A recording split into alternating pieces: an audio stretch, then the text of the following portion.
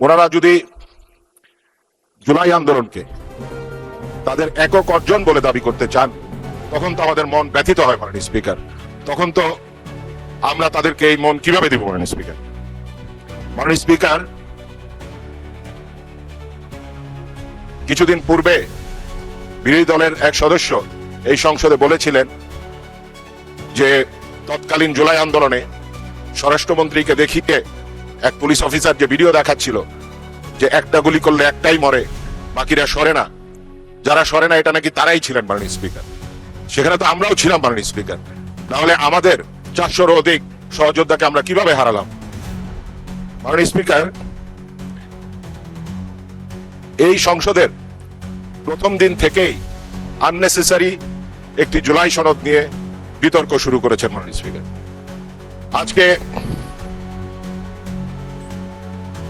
আমি একটি সত্য তুলে ধরতে চাই। 2018 সালে কোটা আন্দোলন হয়েছে, 2024 সালেও কোটা আন্দোলন হয়েছে, এবং অনেকেই হয়তো জানেন না, আমাদের মাননীয় প্রধানমন্ত্রী 2014 সালে 15 জুলাই লন্ডনের টাওয়ার হিলে একটি সমাবেশে উনি ঘোষণা দিয়েছিলেন যে বিএনপি যদি রাষ্ট্র পরিচালনার দায়িত্বে কখনো আসে, তাহলে এই যে কোটা সমস্যা, এই কোটাকে 56% থেকে কমিয়ে 5%-এ আনা হবে।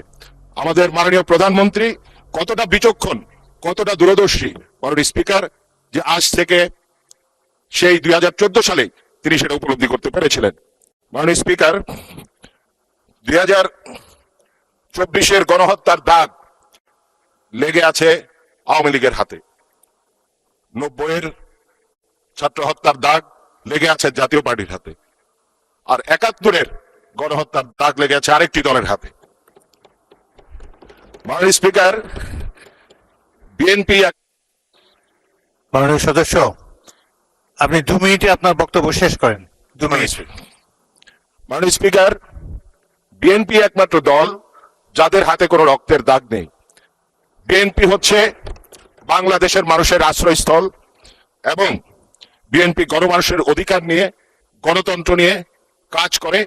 এবং আজকে আমাদের গর্ব করা উচিত যে আমরা এমন একজন প্রধানমন্ত্রী পেয়েছি যিনি নিরলসভাবে এই বাংলাদেশের মানুষের জন্য কাজ করে যাচ্ছে। মাননীয় স্পিকার, আমরা দীর্ঘ 17 বছর রাজপথে ছিলাম। আই রিপিট মাননীয় স্পিকার, 17 বছর।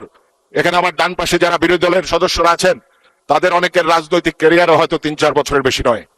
তো মাননীয় স্পিকার, আমাদেরকে রাজপথের হুঙ্কার দিয়ে রাজপথে আন্দোলনের কথা বলে লাভ নেই। আপনারা যদি আমাদের মন পেতে চান, তাহলে ওপেন হার্ট নিয়ে আসুন। ইনশাল্লাহ আমরা সকলে মিলে একসাথে এই বাংলাদেশকে করব। আপনাকে মাননীয় স্পিকার ধন্যবাদ জানাই। আমি আমার নির্বাচনী আসন গাজীপুর 2, 8,04,333 জন ভোটার নিয়ে গাজীপুর 2 আসনটি বাংলাদেশের সর্বোচ্চ ভোটার সংখ্যা। রাষ্ট্রের বড় বড় প্রতিষ্ঠান নিয়ে এদেশের অন্যতম শিল্পনগরী।